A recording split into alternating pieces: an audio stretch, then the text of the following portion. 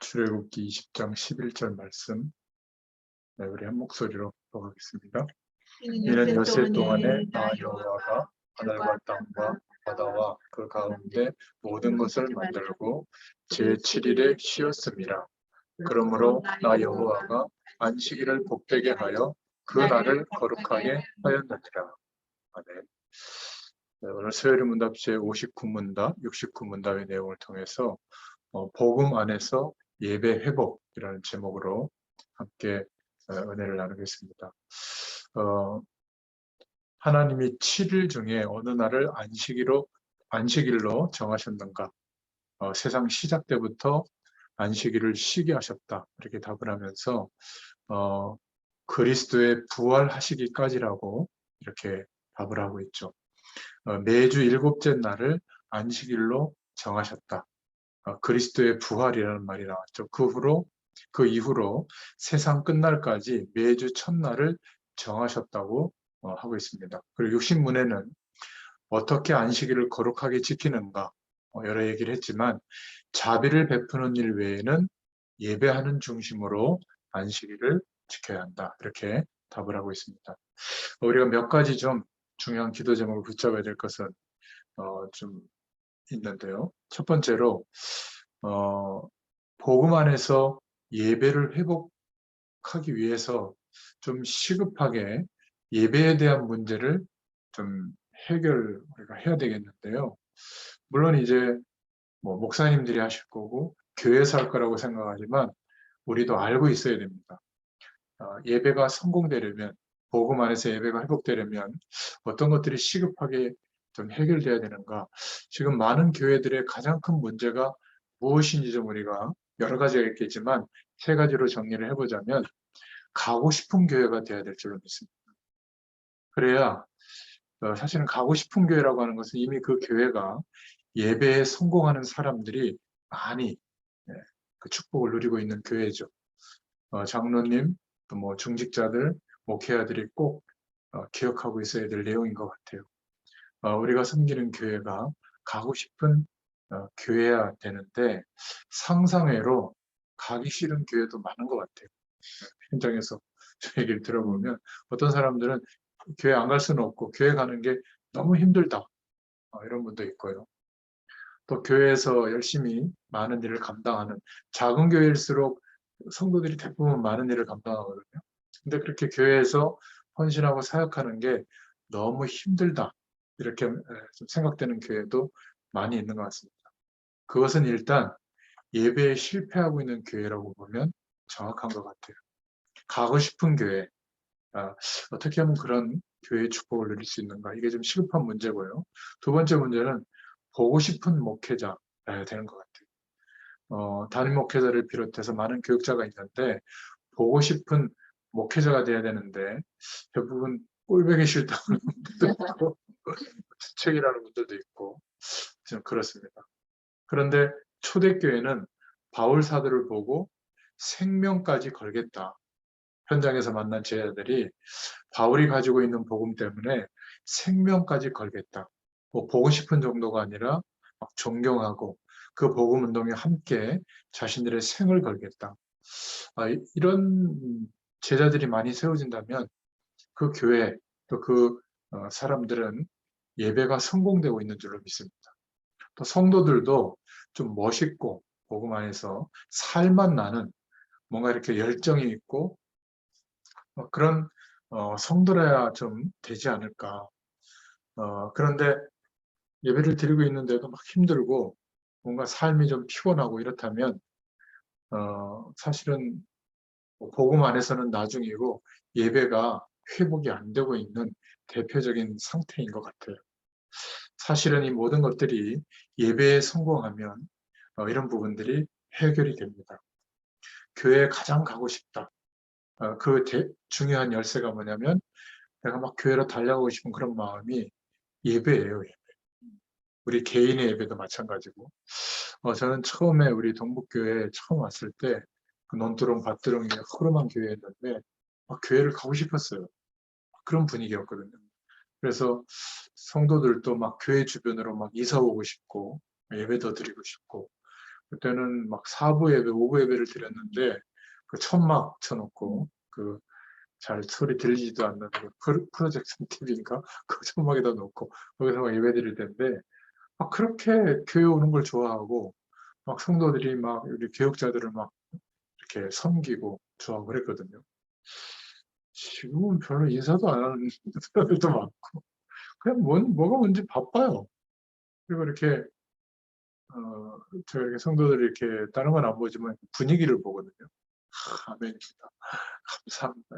이런 감격이 있었는데 좀 뭔가 이렇게 좀 시큰둥한 그런 모습들이 좀 하는 것 같더라고요. 뭔가 예배가 성공된다라는 분위기보다는 약간 좀 힘이 드는 모습도 있는 것 같고 그런 것들을 좀 보게 됩니다. 사실은 교역자가 보고 싶고 만나면 힘이 되고 이래야죠. 목사님 보면 막 힘 빠지고 막 피하고 싶고 이러면 사실은 이게 뭐 예배를 어떻게 해야 된다 이전에 좀 해결돼야 될 부분이 아닐까. 그리고 사실 예배라고 하면 네 가지의 어떤 생각이 될 부분이 있습니다. 설교자가 누구냐에 따라서 또 예배가 달라지죠. 분명한 것은 설교 말씀은 목사님의 말이라고 생각하지만 하나님께서 선포케 하시는 말씀이거든요. 그래서 말씀한 대로 응답이 와요. 율법 설교를 계속하면 뭐 그것 때문에 그렇고 그거 안 해서 그렇고 말이지. 그것도 못하면 나쁜 성도고 막 이런 식으로 취급을 하면 재앙이 옵니다. 왜냐하면 율법으로는 쉼이 없고 회복이 없고 치유가 없어요. 주님께서 하신 일을 믿는 믿음이면 된다고 하는 이 축복이 이제 전달이 돼야 되는데 또 굉장히 능력이 나타나는 것처럼 보이지만 신비주의적인 것에 중점을 두는 어떤 체험 위주의 설교를 계속하면 착각이 계속 옵니다. 그러니까 영적 현상을 체험하는데 결국 재앙이 심각하게 더 와요. 이렇게 설교자의 메시지는 설교를 잘하든 못하든 틀리든 맞든 성취된다고 하는 사실을 여러분 아셔야 됩니다. 그래서 내가 예배할 때에도 어떤 중심으로 예배하느냐에 따라서 말씀의 성취가 달라져요. 왜냐하면 말씀은 그냥 어떤 강의를 듣는 거하고 또 다릅니다. 그 말씀은 말씀이 주어지고 그 말씀에 내 심령이 반응할 때 그대로 역사하거든요. 자꾸 불신앙적으로 말씀을 이렇게 들으면 불신앙적인 역사가 계속 일어납니다. 그런데 복음 안에서 하나님께서 약속하신 작정해 두신 안식의 복, 하나님이 누리셨던 그 안식의 복을 이 예배 시간에 또 말씀을 통하여 하나님께서 내게 실제로 응답하실 것을 기대하고 예배하잖아요. 그런 은혜가 옵니다. 저 같은 부교육자가 참 은혜 받기 힘들거든요. 30년이 됐다, 한교회에서. 그러면 그냥 착 보면 별별 다 익혀집니다. 그 앞의 모습, 뒷모습, 보이지 않는 모습까지 다 알게 되거든요. 그러니까 은혜 받기가 힘들어요. 근데 저는 감사하게도 목사님과 또 예배와 교회에 대해서 좀 다른 생각을 갖고 있거든요. 성령의 음성을 들을 수 있는 답이 있기 때문에 말씀이 저는 은혜가 되고 답이 돼요. 이게 이제 제가 그 영향력을 갖고 있으니까 우리 자녀들, 우리 집사람에게도 이제 그런 은혜가 전달이 되거든요. 그러니까 예배가 회복이 되는 거예요. 그거 하나만 해도. 대다수의 사람들이 뭐 목사님 뭐 나이가 들었고 뭐 똑같은 소리 또 하고 뭐 정치적 견해가 뭐 어떻고 뭐 통계가 틀리고 성경 구절이 틀리고 뭐 똑같은 예화 계속하고 그 별 문제가 안 돼요. 그러니까 하나님께서 세우신 주의 사자를 통하여 내게 말씀하실 편지를 보내고 있다. 근데 그 말씀을 내 지적 능력으로 깨닫는 게 아니라 성령의 감동하심을 기대할 때 그 영적인 역사가 일어나서 내 심령 안에 말씀이 꼽히거든요. 부딪혀 들어옵니다. 그 말씀은 역사하는 능력이 돼요. 그러면 어디에서 예배드려도 예배가 회복이 됩니다. 그리고 하나님의 은혜를 누리게 되죠. 굉장히 중요해요. 이렇게 은혜를 못 받은 데다가 교회에서 자꾸 시간이 지나면 일을 해야 되잖아요. 일해보면 얼마나 시험될 일이 많습니까? 세상적으로 뭐 이렇게 딱 합리적으로 진행되는 게 없잖아요. 꼭 하면 뭐 헌신, 뭐 세상에서 그걸 뭐라고 그러더라? 열정페이라고 하든가. 그러니까 전문인들이 교회에서 일하기 어려워. 이거는 뭔가 그래도 조건이 갖춰지고 뭔가 이렇게 그 준비되어진 시간들이 합쳐져야 결과치가 나오는데 교회는 뜬금없이 그 결과치를 요구하고요. 차라리 은혜 그리고 잘 못해도 가면 좋은데 결과는 또 비슷하게 요구하거든요. 아이러니한 거죠. 그러니까 힘들어요. 거기에 대한 합당한 보상이나 이것도 없이 뭐 이렇게 헌신 막 이러고 가니까. 그러니까 일 때문에 시험 들 일이 계속 있는 거죠. 거기다 세 번째는 행사가 또 절기마다 계속 있잖아요. 뭐 부활절, 뭐 성탄절, 또 저희 교회는 이제 지금은 코로나 때문에 3년 동안 쉬고 있지만 5월달 되면 체육대회, 또 6월달부터는 7월달에 있을 8월인가 있을 정기인 수련회 준비하고 그러니까 계속 그 절기를 따라 교회 행사들이 계속됩니다. 선교사 대회 치러야지, 또 뭐 렘넌트 대회 있지, 또 아이들 수련회 있지, 뭐 이렇게 하다 보면 1년이 막 휙휙 지나가거든요. 얼마 있으면 또 추수감사절이 돌아오고 또 연말 결산하고 이게 막 절기를 따라 행사를 하고 나면 은혜 받는 사람들은 별로 없고요. 시험 들어요. 막 힘들고 하니까. 나는 이렇게 열심히 하는데 왜 저 사람들은 놀고 있냐 이러고 막 편가라서 막 다투기도 하고 막 이런 일들이 벌어집니다. 뿌리가 율법적인 신앙생활을 하고 있기 때문에 그렇습니다. 어떤 조건에 통과하면 괜찮고 조건에 통과하지 않아서 좀 어렵다 이렇게 자꾸 생각하는 경향이 많거든요. 뭐 일면 생각해야 될 부분이 있지만은 우리가 복음을 얼만큼 이해하고 누리느냐에 따라서 예배가 달라집니다. 꼭 기억해. 우리가 평상시에 복음의 가치를 얼마나 기대하고 의식하고 또 복음의 영광을 체험하고 누리고 있느냐. 이게 작은 일이 벌어지는 게 아닙니다. 인생 전체가 바뀌어요.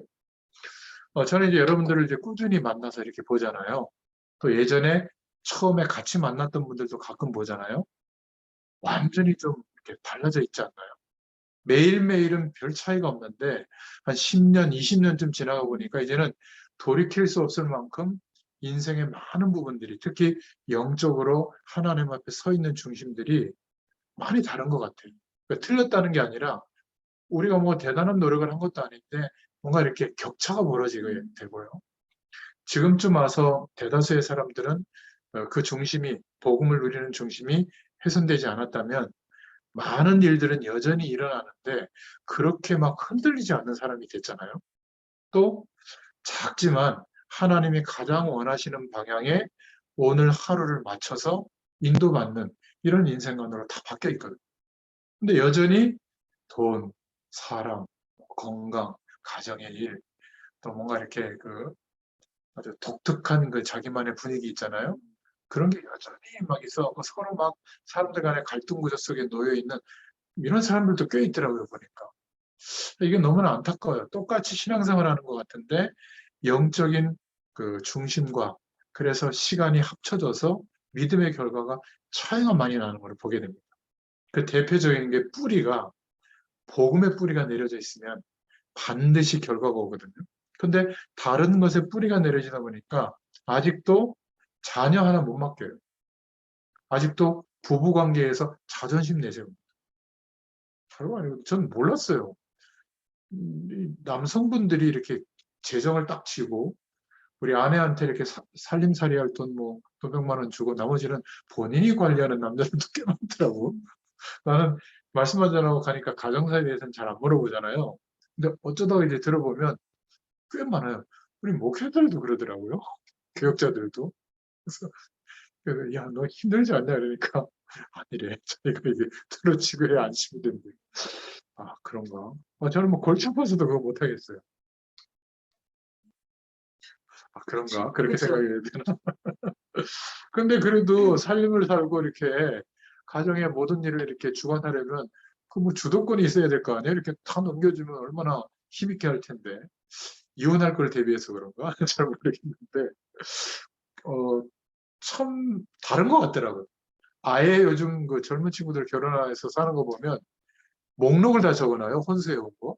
그 다음에 나름대로 경제활동을 다 하니까 경제활동을 다 하면서 따로 관리하고 생활비 같이 내요. 맞아요. 자녀 양육비 같이 내고. 그래서, 야, 난 진짜 적응이 안 되거든요. 그래서 이제 가끔 이제 우리 집사람하고 TV를 이렇게 보다가 그런 어떤 그 토론 프로그램에서 그런 게 나오는 거 보면 요즘 이렇다는 거예요. 그래서 왜 저러지? 그럼 무슨 느낌으로 살까? 살아가는 게. 그래도 뭐 물고 빨고 이렇게 막 예배드릴 때 보면 참 독특하다 이런 생각을 합니다. 그 친구들은 나 같은 사람이 독특한가? 하여튼 그래요. 정답은 없는데 제가 드리고 싶은 말씀은 복음에 대한 기준이 정말 전부인가? 하나님의 유일한 방법이 믿음 안에서 우리에게 이루어진 그 사실이 전부인가? 그렇다면 훼손될 일이 없어요. 우리의 삶의 모습은 변하지만 또 내 감정 상태도 변하고 내 영적 상태도 변하죠. 그런데 우리에게 이루어진 영적 사실은 한 번도 취소되거나 축소된 적이 없잖아요. 그러니까 복음 앞에 자꾸 서야 되는데 하나님의 말씀을 붙잡고 하나님을 바라봐야 되는데 그렇게 되지 않는 이유가 있더라고요. 제가 어제 오늘 우리 강단의 말씀을 묵상하면서 왜 복음에 집중이 안 될까? 이건 제 얘기거든요. 24시간 하나님 바라보는 것 같잖아요. 안 바라보는 시간이 꽤 많아요. 왜 그럴까? 목회자인 나도 그렇다면 평신도들은 어떨까? 이런 생각을 해봤거든요. 이유를 찾았어요.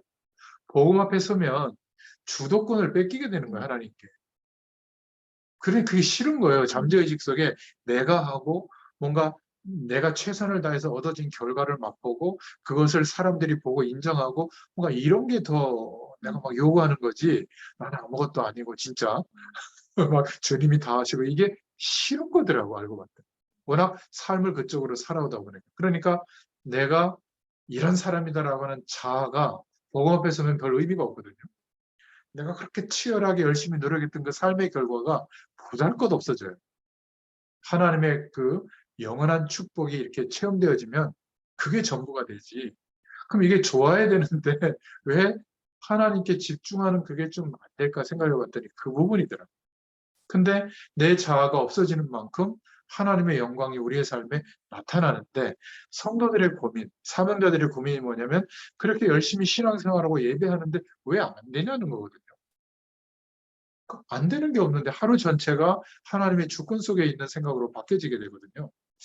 그런 부분이구나. 이렇게 또 하나님 은혜를 주시더라고요. 여러분들은 어떤가 모르겠습니다. 그래서 바리새인 교회와 초대교회의 차이는 예배하는 곳에 가면 천국이었어요. 하나님이 함께하는 그 안식의 복이 누려지니까. 근데 바리새 교회는 어떨까요? 절차, 지켜야 될 내용, 엄숙한 분위기, 사람들의 말, 여러 가지 것들이 이제 기준이 되니까 얼마나 막 피곤한 그런 분위기였겠습니까? 얼른 나오고 싶죠. 예배는 드려야 되고 말이죠. 중세교회와 개신교회를 생각해 볼 때 중세교회는 더 했죠. 교회를 유지하는 어마어마한 국가의 권력보다 교회의 힘이 더 컸을 때니까. 대신에 그 결과들을 관리하려면 어떤 방향과 규칙들이 있어야 되니까 그것이 얼마나 강조됐겠습니까? 막 더 대단했겠죠. 근데 이 중세교회가 바라봤던 개신교회들은 어떤 모습이었죠? 엄숙한 건 전혀 없고요. 그냥 일반에서 불렸던 그런 어떤 토속적인 그 선율에다가 가사를 막 신앙 고백을 붙여가지고 막 북치고 장구치고 막 그냥 막 찬양하고 이러니까 아이 저거 막 이단의 무리들 이렇게 생각할 정도로 켈빈 정도만 해도 교회에서 파이프 오르간 없애야 된다. 악기 사용하지 말아야 된다. 굉장히 그 음악에 있어서는 뭔가 이렇게 경건성을 해친다. 그 단성부로 그냥 화음 넣지 말고 그냥 그 미성 아직 변성기가 되지 않은 어린아이 목소리로만 찬양대가 해야 된다. 이런 기준이 있었어요. 참 신기하지 않습니까? 뭐 드럼을 친다? 사단의 앞잡이라고 했을 거예요. 그렇게 바뀐 겁니다. 얼만큼 복음이 이해되어졌냐에 따라서 예배가 굉장히 달라집니다. 자, 그렇다면 두 번째로 초대교회는 어떤 예배를 드렸는가? 우리가 당장 그렇게 되지 않더라도 초대교회와 우리의 예배가 어떤 차이가 있을까를 좀 이해해야 되겠죠.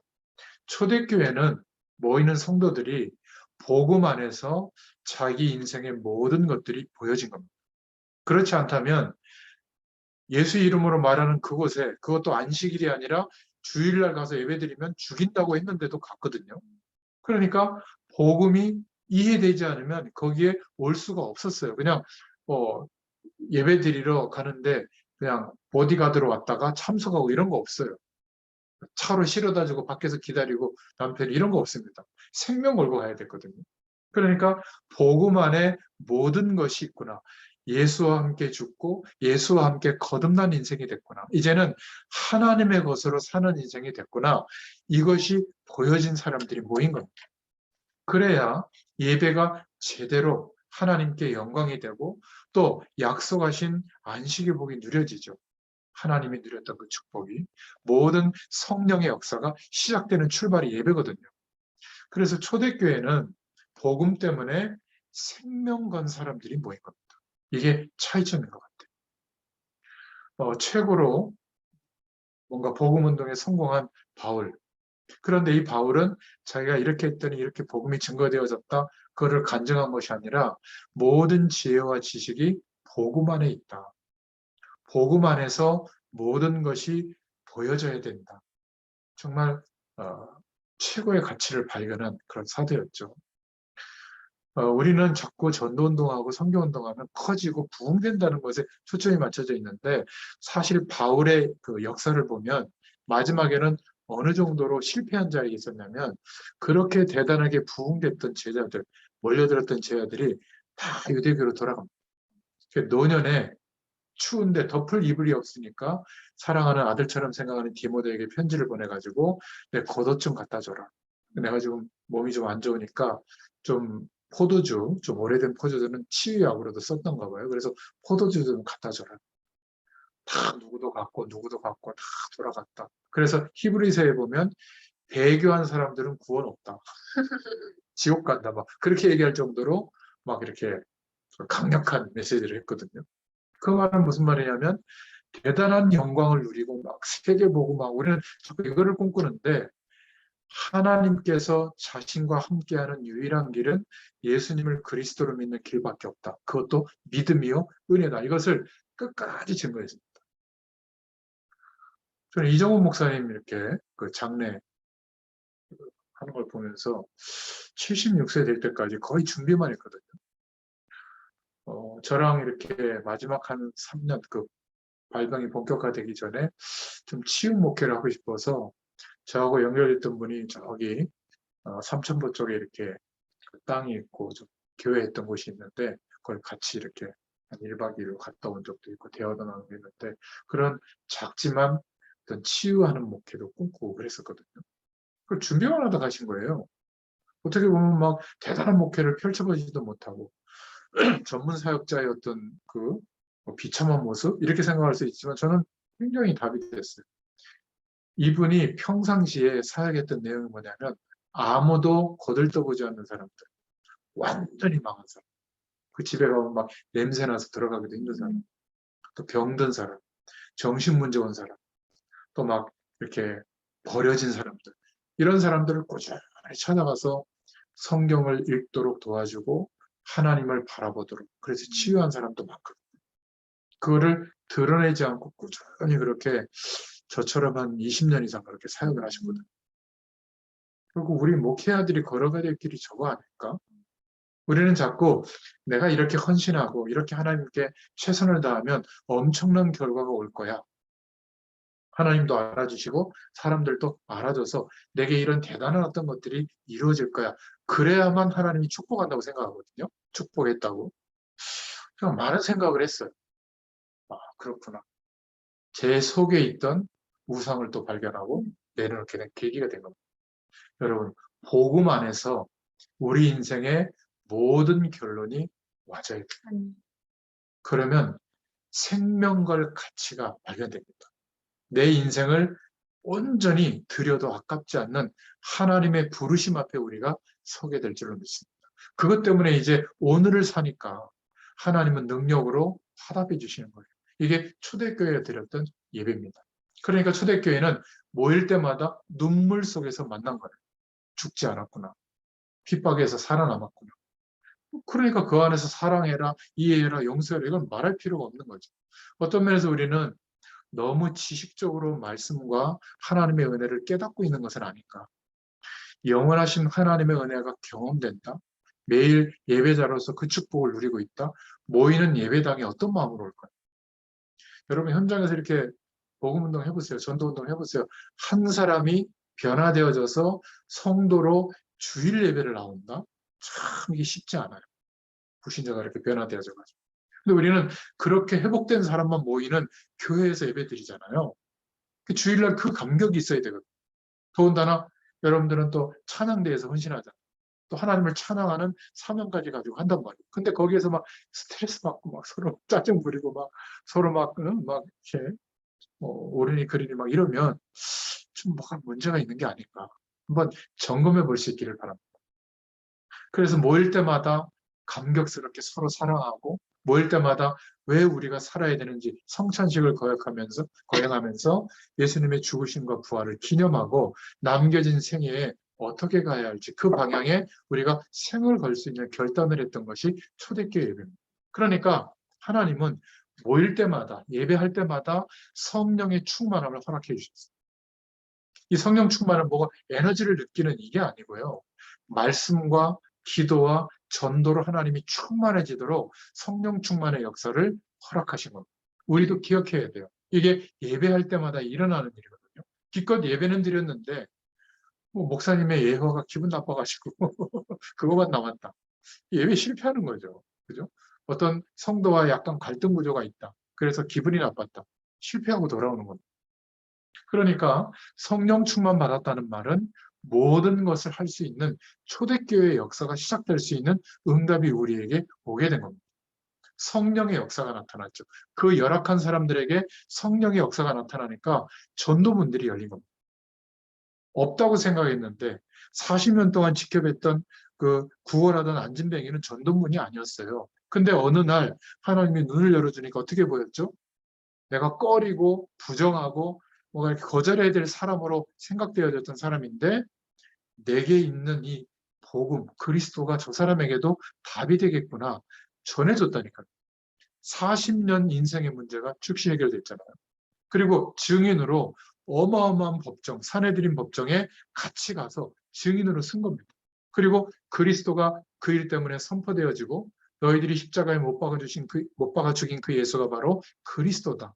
그 말을 듣고 찔려서 예수님을 영접하고 신앙을 회복한 남자 장정만 5천 명이 돌아오잖아요. 우리는 주로 전도의 문의로 막 성공한 사람, 발이 넓은 사람, 경제적 축복이 있는 사람. 그래서 이 사람이 변화되어지면 큰 역할을 할 것이다. 이렇게만 생각하지 않나요?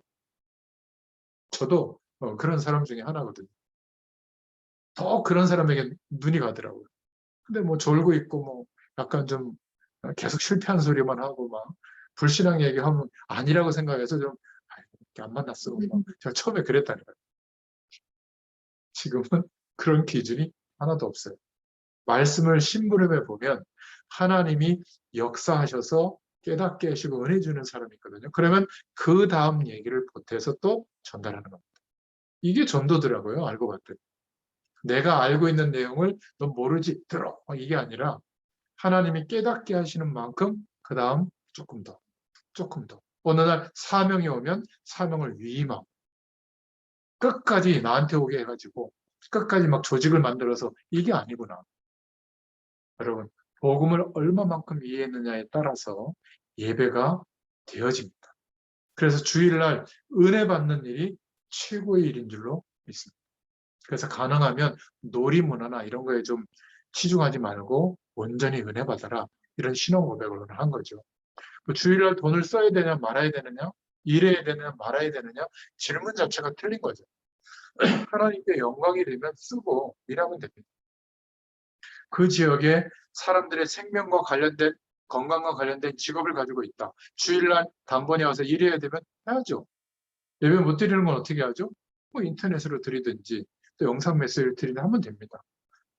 그 지역사회 시골에 소방관이 전부 기독교인이라면 그래서 주의를 온전히 지킬 각오를 하고 있다면 불나면 다 죽어야 돼요. 그게 하나님 원하시는 주의를 성수겠습니까?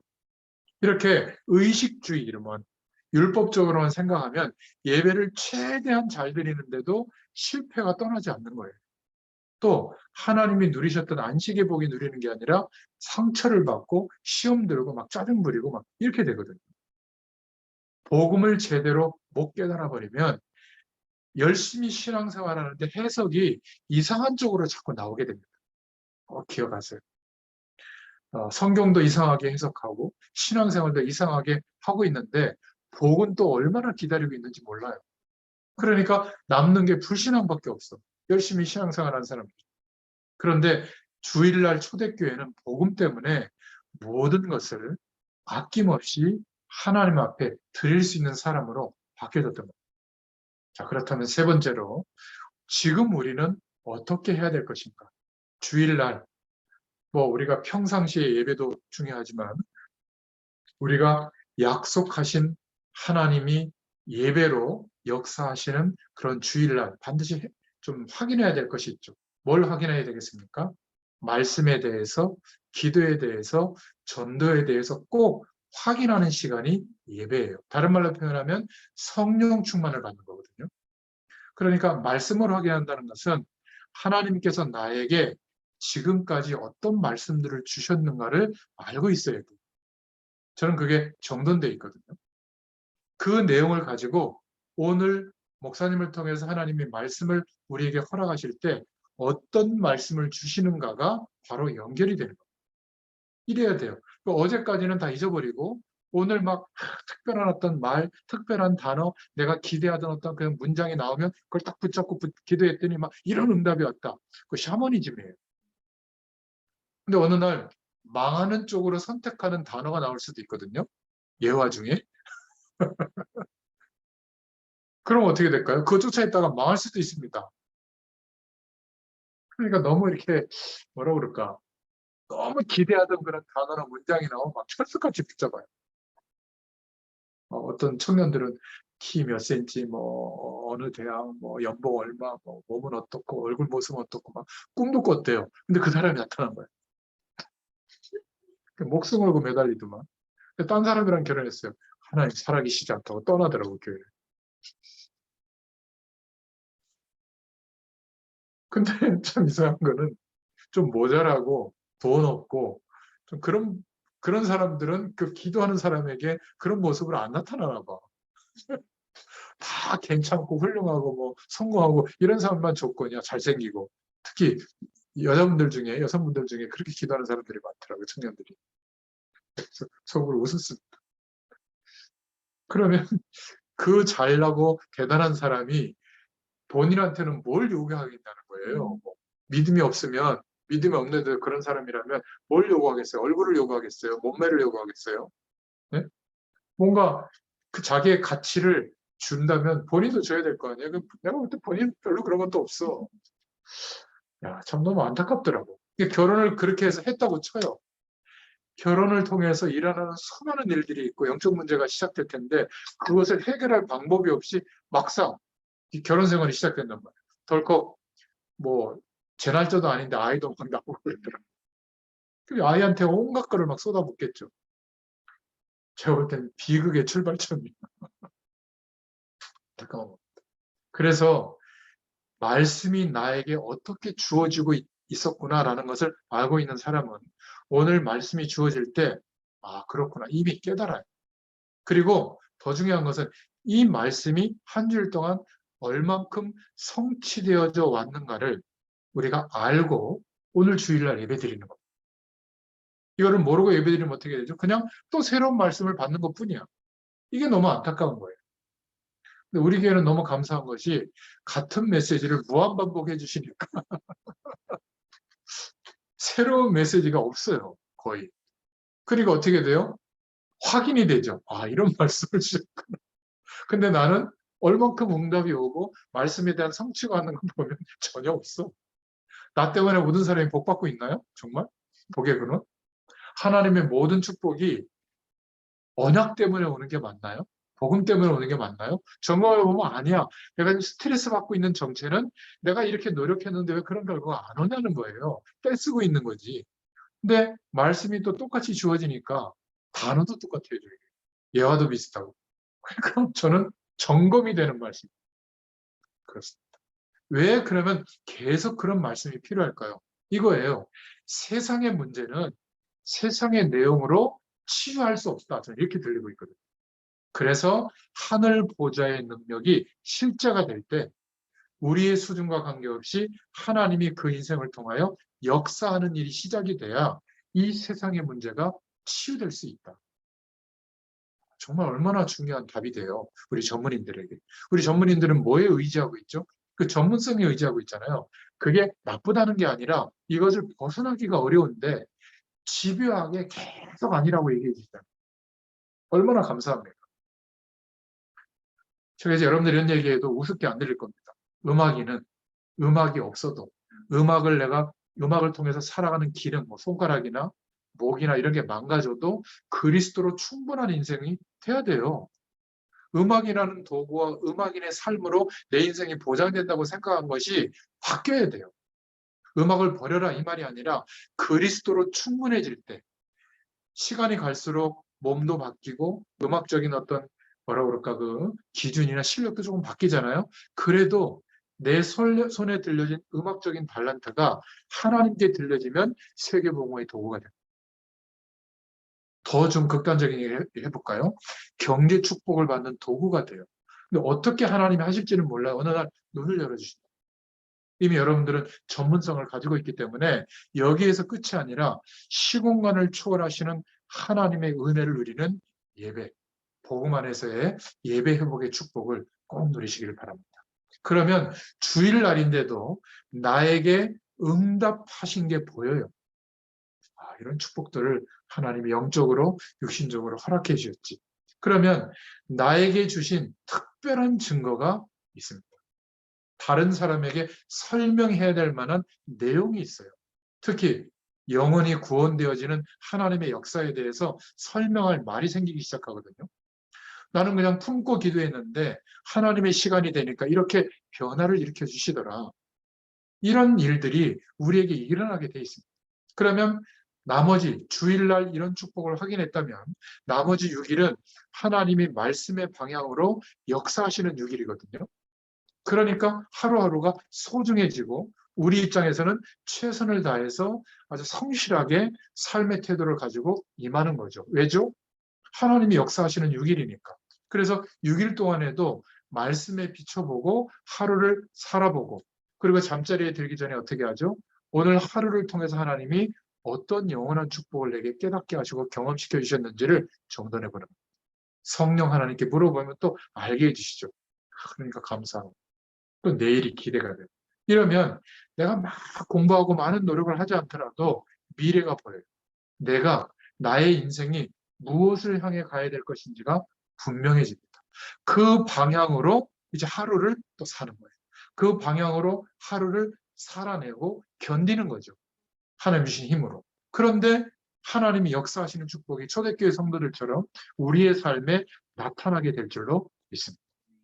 이 축복을 우리가 누리는 것이 예배가 회복되는 것이다. 우리가 어떤 축복을 주일날 받아야 될 것인가. 사도행전 2장 1절부터 13절에 그렇게 모였던 마가다락방 초대교회에 어떤 일이 벌어졌습니까? 5가지 문들이 열렸고 또 성령이 역사하시고 말씀이 성취되고 전도의 문이 열리고 또 그냥 예수님 영접하고 신앙생활 회복하는 정도가 아니라 그 전도의 문이 열린 사람들 중에 제자가 회복이 됩니다. 생명 건 제자들이 일어납니다. 그러니까 현장은 변화되어지겠죠. 또 기도할 때 모일 때마다 사도행전 19장 1절부터 7절에 에베소에 들어가기 전에 일어난 하나님의 역사가 일어나고요. 이런 축복을 모일 때마다 하나님은 성령의 충만함으로 역사해 주신 겁니다. 여러분들 주일날 예배할 때 한 70% 이상 계속 하나님 앞에 막 의식하고 기대하고 바라는 기도 해본 적 있나요? 성령의 충만을 주세요. 하늘 배경을 누리게 해주세요.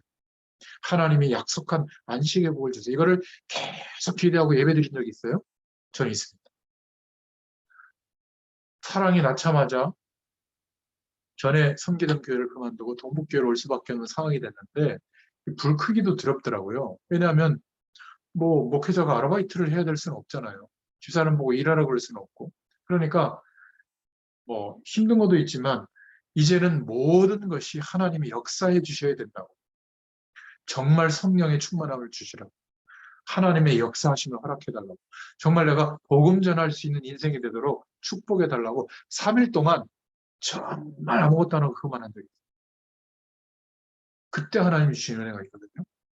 지금도 매일매일 말씀을 묵상하고 하나님 바라보고 은혜 주시는데 그 3일 동안에 주셨던 전적인 은혜에 비하면 별거 아니에요. 그러니까 절박해지니까 그런 기도가 돼요. 그때 제 인생에 굉장히 두 번째 그런 기회였어요. 그때 하나님이 가득한 하나님이 임하시는 영원한 축복을 경험했거든요. 그 맛을 보니까 매일매일 하나님 앞에 예배자로 쓰는 게 가능했고요. 주일 예배가 저는 회복이 됐어요. 여러분들에게도 그런 은혜를 허락하시는 줄로 믿습니다. 네. 이게 생을 바꾸는 거예요. 아, 하나님이 살아계시는구나. 여러분들의 예배 태도, 여러분들의 말, 여러분들과 교제하는 사람들이 아, 이 사람 보니까 하나님 살아계시는 게 맞구나. 이 사람이 삶의 목적이 전도와 선교구나. 나도 저렇게 좀 본받아야지. 이런 느낌이 한 번이라도 들면 생을 바꾸거든요. 저도 목사님 그렇게 생각해 주세요.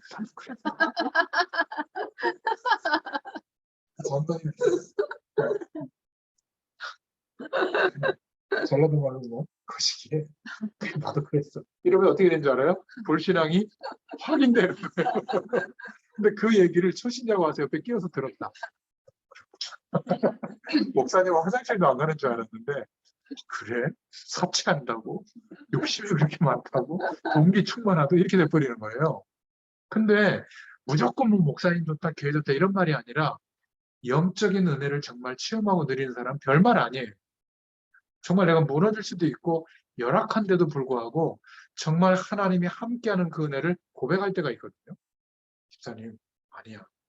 하나님이 함께 하시면 돼.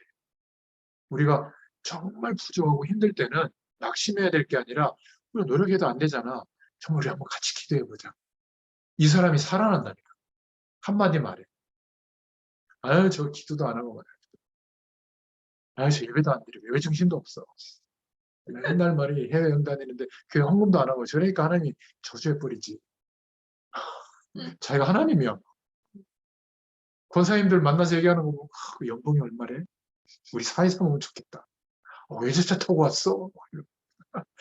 별 소리를 다 해요. 그 밑에 이제 청소년들 붙잡아서 어느 학원이 좋대? 성적 그렇게 올려? 어느 정도 여력이 생기는 분들은 그렇게 얼굴 진하게 해줘? 얼마야? 뭐 쏘는 게 있다며? 난 몰라. 뭐 실로 하는 것도 있어요? 뭐 단백질 주사 뭐 그런 것도 있어요. 아니, 뭐 비타민 주사? 얼마래? 아유, 나를 위해서 투자해야지. 제가 이렇게 안 들으려고 들으려고 한 게 아니라 그런 얘기가 요새요새 들려야 돼. 식당에서 보면 지난주에 이렇게 힘들었는데 정말 말씀 안에서 성령께서 이렇게 깨닫게 해주시더라. 이런 얘기를 제가 들어본 역사가 없어요. 너무 안타까운 거예요. 그나마 우리끼리 그런 얘기를 해서 그렇지 막 성장하는 교회는 막 초신자들이 막 들어오거든요. 100% 시험 듭니다. 그런 얘기 저한테 누가 하더라고요. 몰라가지고 절에 다니는 습관대로 헌금 100만 원 담았대요. 옆에 이렇게 보니까 자기 안 내는 사람이 5천 원? 뭐 1,000원짜리 몇 장 이렇게 내더래요. 그래서 이상하게 생각했죠. 그 다음 주에 안 내고 이제 버틴 거죠. 그 다음 주에 또 보니까 10,000원도 안 하더래요. 구역예배 따라갔대. 1,000원 하더래, 1,000원. 그래서 네, 시험 들어가지고 물어보더라고요. 저는 그래서 돈 100만 원은 나를 구하는 게 감사해가지고 헌금을 매주 하는지도 모르고 준비해 온 거예요. 그걸 2주, 3주를 들고 다니는 얘기를 하더라고요. 내가 n분의 1로 정도 하면 되고 액수가 그렇게 중요하지 않고 받은 애를 하면 된다 했더니 그러면 그분은 왜 1,000원짜리 헌금을 해? 받은 애가 그거밖에 안 되나 보죠. 참 제가 부끄러웠어요. 뭐 헌금을 많이 해야 된다 그 말이 아닙니다. 아니 그렇지 않습니까? 참 너무 안타까운 것들이 많아요. 우리가 하나님께 적선해 주는 거예요. 교회 일에 하나님이 부족해서. 그래가지고 많이 적선하면 행세를 해 또. 왜 그대로 안 썼어요? 막 이러고. 물론 똑바로 헌금을 집행해야죠. 재정을. 근데 교회는 여러 가지 사정상 뭐 예를 들어서 건축하면서 빚을 졌으면 그 이자를 먼저 내야 되기도 하고 이렇잖아요. 사례비가 그래서 밀릴 때도 있고 그런 거예요. 뭐 11조는 말이지. 우리가 11조 드리는 것은 다 지회종들의 사례를 집행해야지. 올바른 얘기입니다. 본인이 그러면 더 헌금하든지. 뭘 모르고 있죠? 교회는 이렇게 돈으로 움직인다고 생각하는 생각에서 벗어나야 돼요. 그래서 특히 우리 교회 같은 경우에는 안 되는 것 같아요. 근데 한 10년쯤 지나고 보면 안 되는 거 하나도 없어요. 막상 보면 되는 게 하나도 없어요. 특이한 교회예요. 아무리 IMF든 코로나 시국이든 헌금이 나오든 안 나오든 목사님 입장에서 재정이 어려우니까 선교사님 좀 줄이고 교육자를 줄여야 된다 말한 적이 한 번도 없어요. 오히려 더 하나님이 쓰신다면 믿음으로 늘리셨지. 교육자들의 숫자를. 성도들이 힘들죠. 성도들도 한 번도 헌금하는 거에 대해서 인색해 본 적이 없어요. 지금 선교사 대회를 치르는데도 한 가정 100만 원 헌금하는 사람들이 꽤 많습니다. 그러니까 막 8천만 원, 9천만 원 본부에다 이렇게 선교비를 우리가 책정된 그 선교헌금을 내기도 하고 그랬거든요. 이번에도 선교사님들 모든 뭐 비행기표라든지 비행기 값이 또 되게 올랐더라고. 예. 그것도 그렇고 그 뭐라 그럽니까 이렇게 엔데믹 되고 기름값도 오르니까 굉장히 이렇게 늘어나는 것 같더라고요. 근데 그거를 성도들이 벌써 마음을 담고 똑같이 헌금하고 있단 말이에요. 참 너무 감사한 거죠. 그러니까 은혜의 중심이 있는 겁니다. 자, 그래서 하나님이 이 날을 거룩하게 했다. 주일을 성수해야 된다 이거보다 하나님이 구별해 두셨다. 어떤 복을요? 안식의 복을 누릴 수 있도록. 주일날 예배드리고 말씀 받을 때 창조의 역사가 일어난다. 그 말이에요. 창조 때부터 그리스도의 부활과 끝날까지 하나님이 이 안식일을 거룩하게 하셨다. 제대로 신앙 고백했죠. 믿음의 선배들이. 구별해 두셨다. 그래서 그 날을 복되게 했다. 그게 주일 예배예요. 또 우리가 평상시에 매일매일 예배자로 설 때 그 날, 그 장소, 그 시간, 그 예배를 구별해 두셨다. 그 은혜를 누릴 수 있기를 축원드립니다. 그러면 그 날이 바로 창세기 3장 15절에 약속이 성취되는 날이고 아브라함의 가문이 이 축복을 누리면서 세계 복음화의 축복을 누렸죠. 또 예배하는 그 날이 출애굽기 3장 18절이 성취되는 날입니다. 출애굽의 역사가 일어나죠. 우리에게 묶였던 모든 인생의 조건에서 해방되는 역사가 그때 일어납니다. 이사야서 7장 14절이 성취되는 날이죠. 바벨론에서 일어났던 하나님의 영광이 드러났던 그 역사가 일어납니다. 그리고 세상 배경에 묶여 있다가 근근히 먹고 사는 인생이었는데 마태복음 16장 16절 그리스도의 능력이 회복되는 그 날입니다. 바로 우리의 인생이 로마 복음화, 세계 복음화 하는 인생이구나. 이 축복이 회복되는 날. 이 힘을 얻는 날이 주일인 줄로 믿습니다. 예배하는 정해두신 구별된 날이다. 그 축복을 누릴 수 있기를 축원드립니다. 왜 우리가 복음에 집중하기 어려울까? 내 생각이나 말이나 행동으로 하나님께서 약속하신 그 축복을 하나님이 허락하시는데도 그것 말고 다른 것을 기대하면서 도망치는 것이 죄의 본질이거든요. 하나님을 바라보지 않는 게 죄의 본질이에요. 다른 쪽에 가서 내가 영적 상태가 있는 거죠. 결국 복음이 나를 사라지게 만드니까 복음 앞에 서면 내 작은 세상, 내가 꿈꾸고 있고 만들어가고 있는 이 목표와 취향이 무의미해지니까 더 이상 나는 주인공이 아니고 내가 원하는 핵심이 안 되는 것처럼 느껴지니까 내 힘과 능력과 성취는 더 이상 의미가 없어지니까 틈만 나면 나도 모르게 복음을 안 바라보려고 하는 거예요. 여러분 이거 발견하셔야 돼요. 그러면 우리 자아가 자꾸 지워지고 포기되는 만큼 그리스도 안에서 영원한 자유를 얻게 됩니다. 그게 믿음의 능력으로 나타나게 될 줄로 믿습니다. 복음을 붙잡을수록 우리를 잡고 나의 자아로부터 떼어놓으세요. 골로새서 3장 3절에 이는 너희가 죽었고 너희 생명이 그리스도와 함께 하나님 안에 감추어져 있습니다. 이런 은혜가 누려지는 또 한 주간 되시기를 부활절 이후에 그 축복이 누려지시기를 예수님의 이름으로 축원드립니다. 하나님 너무 감사합니다. 오늘도 우리 자신이 누구인지 무엇을 위하여 어떻게 살아야 할지를 또 말씀해 주시고 믿음의 선배들처럼 하나님 앞에 예배자로 서는 은혜를 누리게 하심을 감사합니다. 하나님께서 구별해 두신 거룩하게 하나님의 안식의 복이 예비된 그 축복이 매일매일 누려지도록 역사하여 주시옵소서. 예수님의 이름으로 감사하며 기도드렸습니다. 아멘. 감사합니다.